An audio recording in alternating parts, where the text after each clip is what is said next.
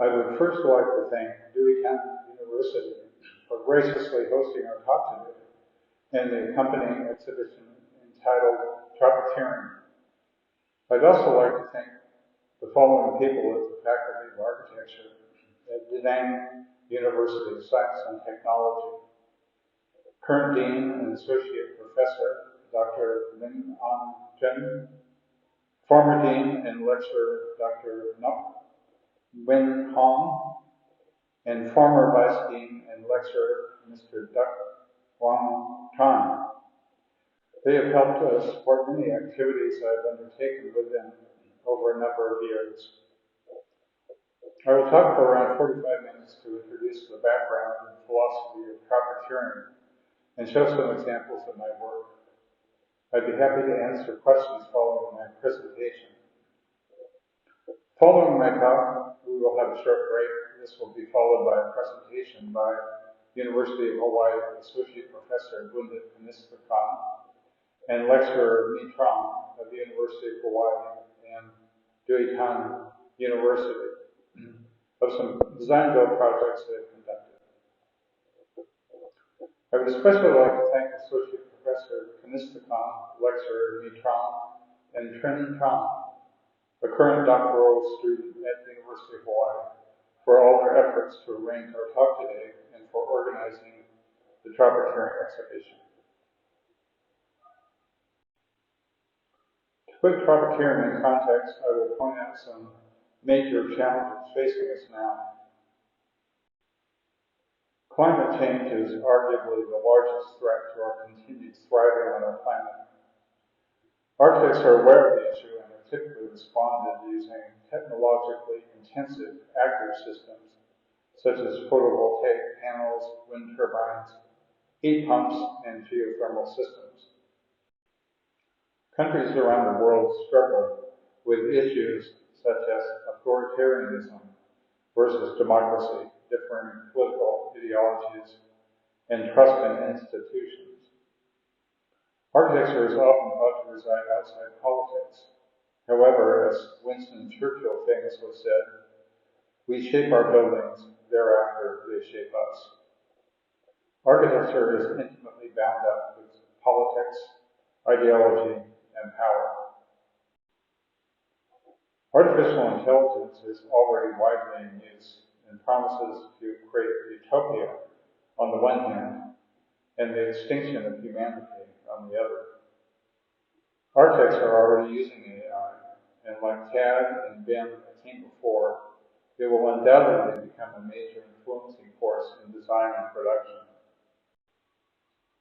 Have we allowed a hyper-capitalist consumer mentality to eclipse more fundamental human values and expressions? Have buildings and even cities become complicit in public relations and marketing exploits, offering up iconic images, status symbols, and machines for corporate profit? At this point, you may be wondering what tropiceering actually means. The word tropiceering is one I coined to describe the art of living fully in the tropics. Architecture plays a role in living fully. The word tropiceering was influenced by other English words ending with the suffix "ering." The base word tropics refers to a climate zone, but it infers more than a scientific definition. The hot tropical climate promotes a more passionate and sensual approach to living. Mountaineering is a sport allowing the visceral engagement with challenging natural forms and climatic elements. Engineering can be defined as the art of bringing things into being using scientific principles. Scrutineering is the act of setting rules to create fair competition.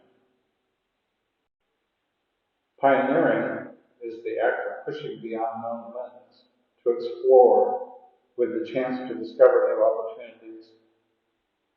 Each of these words capture aspects of what tropiceering is. Architecture mediates technology and culture. Technology and culture are inextricably bound together. But how can we find balance between them? How can we foresee the consequences of new technologies we introduce into the world? The image is from Stanley Kubrick's film 2001: A Space Odyssey. An ape tribe encounters a foreign monolith, symbolizing the introduction of advanced scientific and technological knowledge. In this later image from Kubrick's film, one ape, after touching the monolith, discovers how to use a bone as a tool, a weapon, to chase off a rival ape tribe. Technology now becomes linked to cultural power and the accumulation of resources.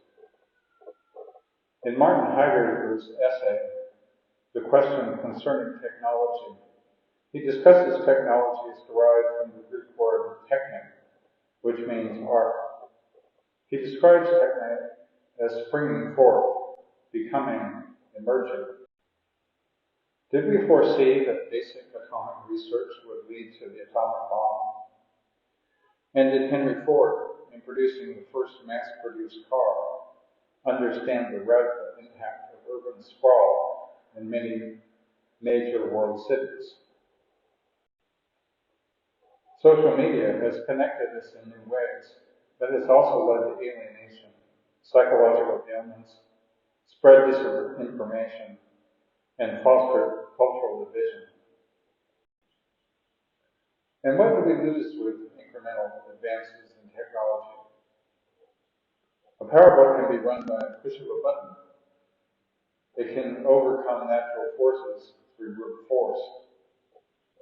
A sailboat, on the other hand, must respond to wind direction, speed, and water currents. It is open and attuned to natural forces.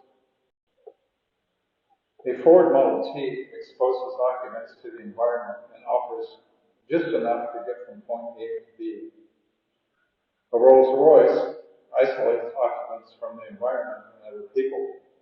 It is more a living room than a vehicle. The left image shows an indigenous community connected to each other and to nature. The right image shows a modern community of one, isolated from nature and other humans. How might we reconnect technology and culture? Aristotle's four causes shows us the place to start. The four causes describe how things are brought into the world. The causes are material, what something is made of; form, the shape of something; maker, the process of making; and final use, the ultimate purpose of the object. How might we be more responsible in our use of technology? One way is to learn critical lessons from the vernacular, which links space, form, and material to culture and climate. For example, traditional shop houses combine shading and ventilation to mitigate heat gain in tropical climates. Are we heading towards a universal placeless culture driven by capitalism and technology? Kenneth Franklin's essay, Towards a Critical Regionalism, 6 Points Towards an Architecture of Resistance, shows a way to resist these forces and reground architecture in place and culture. As an example, Bjorn Utzon's house in Mallorca uses local stone to blend with the environment, and verandas and courtyards to shade from the harsh summer sun. In his book, The Birth of Tragedy, Friedrich Nietzsche describes the polar archetypes represented by the Greek gods Apollo and Dionysus, which come together to encompass the full human condition. Apollo represents order and reason, whereas Dionysus represents chaos and passion. I contend that reason and passion have become separated too far from each other, and that reason has eclipsed passion. As a result, I propose we temporarily augment passion such to compensate and to ultimately find a proper balance between them. I'll now show a few examples of my work. I'll start when I was in graduate school. My professor, Michael Graves, asked me to work in his office. Graves was a leader in the postmodern architecture movement in the 1980s. I started working on the silver key service for a Lacey and a side chair for Sunarm. I then worked on a number of architectural projects, such as the San Juan Capistrano Library, shown on the left, and the Michael C. Carlos Museum at Emory University, shown on the right. After leaving Graves' office, I returned to my modernist roots. I was inspired by Mies van der Rohe's clear structural expression and minimalist aesthetic, and by Louis Kahn's expression of materials, construction, and poetic use of natural life, and by Le Corbusier's synthesis of the Apollonian and Dionysian aspects of architecture and life. The first project I'll show you is a house in Portland, Oregon, USA. It was designed and built shortly after leaving Michael Graves' office. It's situated on a narrow lot overlooking a marina in the Columbia River. These are initial sketches where I was seeking the form of the house.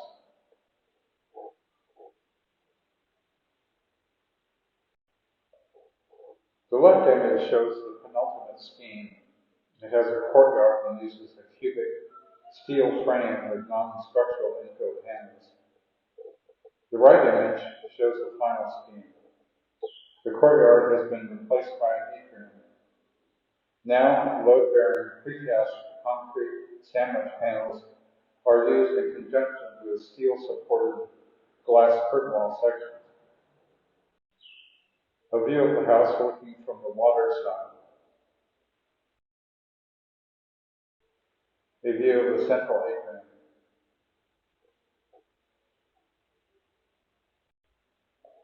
A view from the second floor looking toward the water. The steel grids frame views and define spatial layers.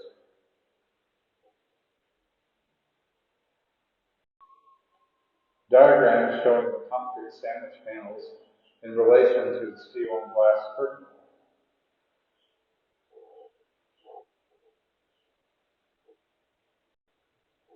Much later in time, I was graciously hosted by the Định University of Science and Technology during my sabbatical.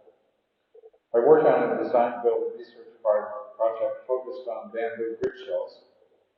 This image shows the final grid shell constructed by first tying the members together flat on the ground.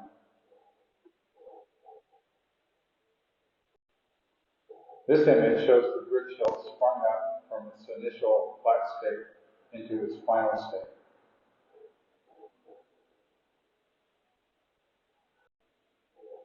During a later visit to Định, we were able to find a more robust species of bamboo and did some experiments attempting a longer arch height and span.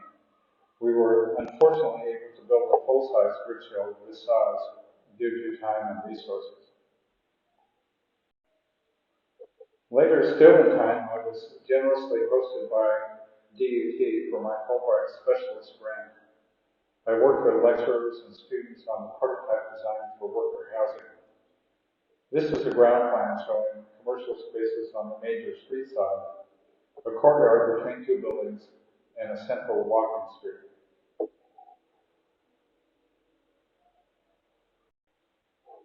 An exterior view of the building. A key idea was to stack 5-meter wide, 2-story row houses on top of each other. This was to keep the predominant scale and typology of houses in Định.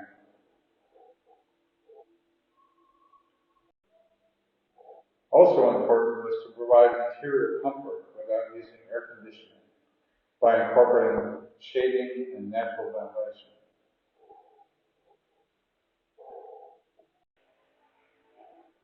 Rather than using a narrow central corridor, we proposed an interior street that could be used for various communal activities.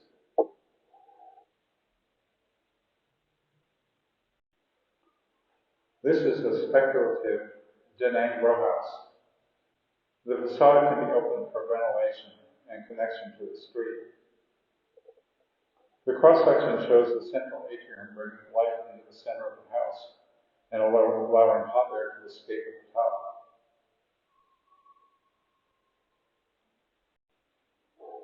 A longitudinal section showing the floors in the central atrium. A basement pool serves as a cooling thermal mass. A waterfall on the street side at ground level acts as an evaporative cooler.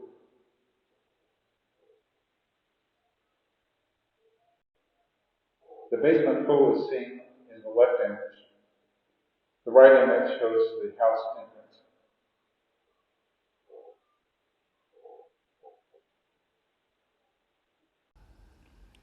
Several views of the atrium.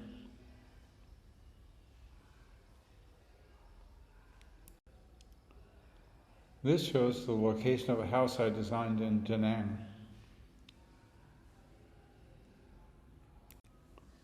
The house is built on a typical 5 meter by 20 meter lot. In the first phase, the house was only 1 story and had a roof garden shaded by a steel frame covered in mesh cloth.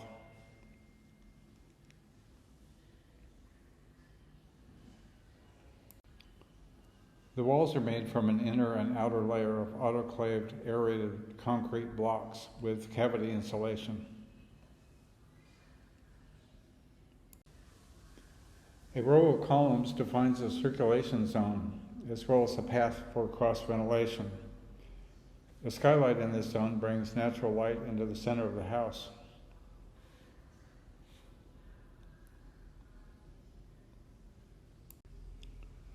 The row of columns gives a spatial layering, and the skylight brings a play of light to the block wall. A view of the side and back of the house after the addition of the second floor, completed in the second phase of construction. A view of the front and side of the house. And a view of the front of the house.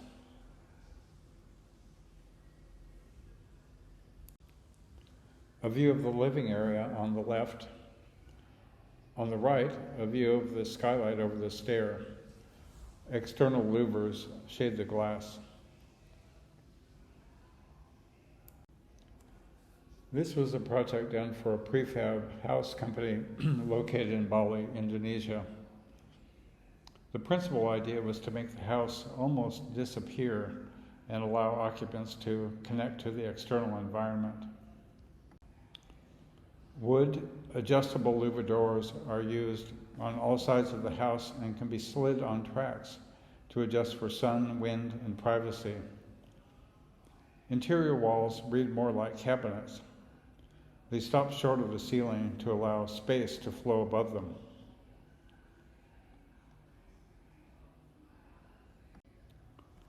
My initial sketches show my search for finding the form, structure, and material connections.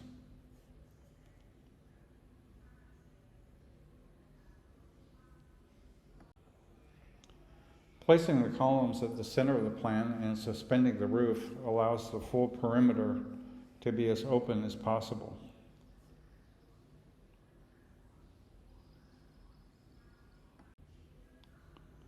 This image shows a test by Felix Candela for a hyperbolic paraboloid concrete umbrella structure.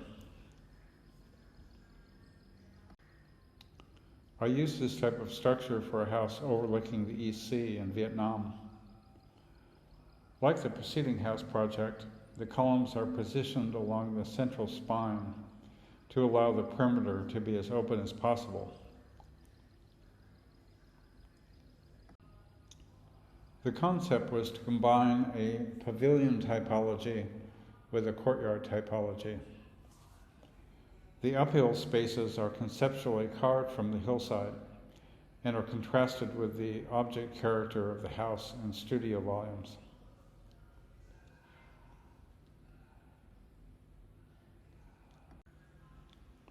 The enlarged cross-section shows the concrete umbrella in relationship to the raised concrete floor slab, wooden interior cabinets, and sliding exterior louvered doors.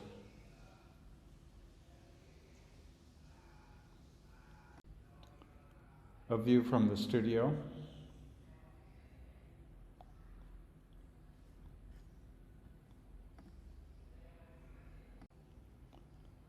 A view of the living area.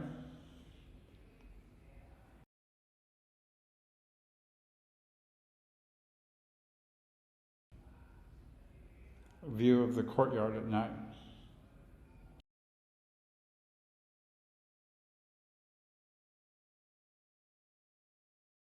Thank you, and I'd be happy to take questions.